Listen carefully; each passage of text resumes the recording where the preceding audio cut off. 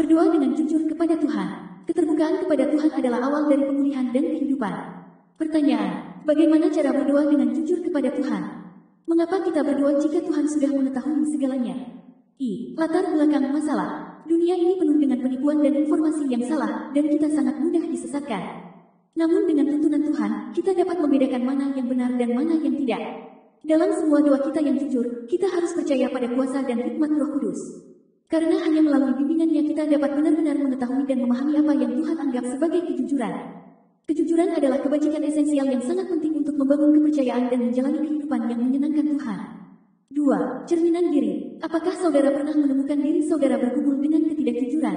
Apakah ketidakjujuran itu dengan diri sendiri atau orang lain? Memang tidaklah mudah untuk jujur di dunia yang sering menghargai penipuan dan manipulasi. Namun, ada alat ampuh yang dapat membantu membimbing kita menuju kehidupan yang lebih jujur dan autentik, yaitu doa. Doa memungkinkan kita untuk terhubung dengan Tuhan dan menerima kekuatan ilahi untuk melakukan apa yang benar, ketika hal itu benar-benar kita lakukan. Kita dapat beralih ke dalam doa selama masa pergumulan atau ketidakpastian, dan hal itu dapat menjadi sumber penghiburan, kedamaian, dan kekuatan yang sangat berharga. Dalam hal kejujuran, doa dapat memberikan cara untuk merenungkan tindakan dan niat kita, dan meminta keberanian untuk jujur. Jika kita ingin memupuk lebih banyak kejujuran dalam hidup kita, doa untuk kejujuran adalah langkah pertama yang ampuh agar berhasil. Apakah saudara mencari pengampunan atas ketidakjujuran masa lalu, atau hanya berharap untuk menjalani kehidupan yang lebih otentik? Doa kejujuran dapat membantu saudara untuk berhasil. 3. Apa mazmur untuk kejujuran? Mazmur 15 adalah mazmur yang indah yang berbicara tentang pentingnya kejujuran dalam hidup kita.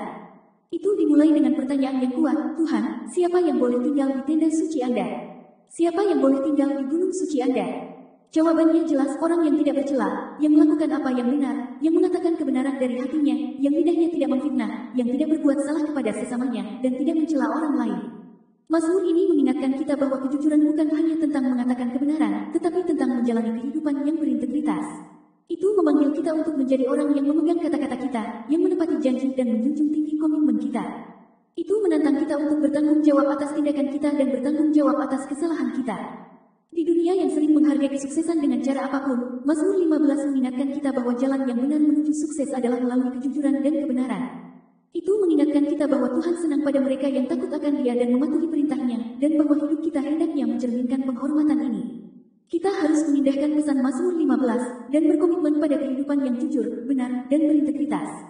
Kita harus menjadi orang yang mengatakan kebenaran dari hati kita, yang tidak berbuat salah kepada sesama kita, dan yang menjunjung tinggi standar Tuhan dalam segala hal yang kita lakukan. Karena dengan cara ini, kita akan menemukan kebahagiaan, kedamaian, dan kepuasan sejati, baik di kehidupan ini maupun di kehidupan yang akan datang. 4. Apa peribahasa kejujuran? Lebih baik orang miskin yang bersih kelakuannya daripada orang kaya yang berliku-liku jalannya. Amsal 28:6. Pepatah ini mengingatkan kita bahwa kejujuran dan integritas lebih berharga daripada kekayaan dan kesuksesan yang diperoleh dengan cara curang. Kita harus berusaha untuk selalu jujur dan bertindak dengan integritas, terlepas dari keadaan kita atau konsekuensi yang mungkin terjadi. Kejujuran adalah aspek mendasar dari iman kita, dan melalui komitmen kita pada kejujuran bukti dari kepercayaan kita kepada Tuhan. Ayat Alkitab kejujuran, Amsal pukul 12.22 SB 2010. Bibir dusta adalah hal kecil bagi Allah, tetapi orang yang melakukan kebenaran adalah kesukaannya. Matius pukul 5.37 SB 2010. Jadi, katakanlah ya jika ya, dan tidak jika memang tidak. Selebihnya dari itu berasal dari si jahat. Amsal pukul 16.13 SB 2010. Bibir yang berkata benar adalah kesukaan raja, ia mengasihi orang yang berkata jujur. Ibrani pukul 13.18 SB 2010. Doakanlah kami, karena kami yakin bahwa kami memiliki hati nurani yang bersih dan kami ingin melakukan segala hal dengan sebaik-baiknya. Keluaran pukul 20.16 SB 2010. Jangan memberi kesaksian dusta tentang sesamamu.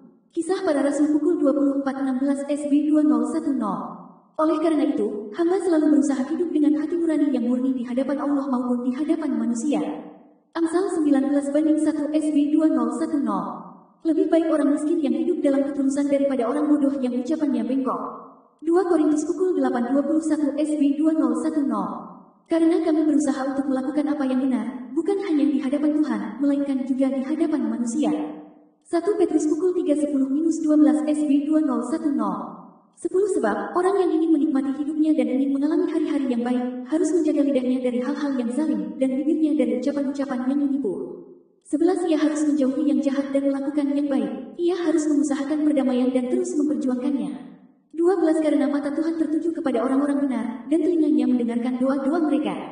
Tetapi wajah Tuhan menentang orang-orang yang berbuat jahat. Petik 2. Kolose 3:9 SB 2010. Janganlah berbohong seorang terhadap yang lain, karena kamu telah menanggalkan dirimu yang lama dengan segala kelakuannya. Amsal 11:3 AYT. Kejujuran orang benar akan menuntun mereka, tetapi kecurangan pengkhianat menghancurkan mereka.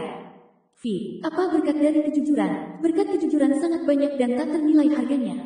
1. Kejujuran adalah kebajikan yang sangat dihargai baik di dunia sekuler maupun spiritual. 2. Kejujuran adalah kualitas yang mempromosikan kepercayaan, transparansi, dan integritas. 3. Ketika kita jujur, kita dapat membangun hubungan yang kuat dengan orang lain, karena mereka tahu bahwa mereka dapat mengandalkan kita untuk mengatakan kebenaran. 4. Kejujuran membantu menumbuhkan hati nurani yang bersih dan rasa kedamaian batin yang tidak dapat dicapai melalui penipuan atau ketidakjujuran. 5. Kejujuran juga memberi kita rasa kebebasan, karena kita tidak ditawan oleh rasa takut terjebak dalam kebohongan. Sehingga kita dapat menjalani hidup kita tanpa beban karena terus-menerus harus menutupi jejak kita.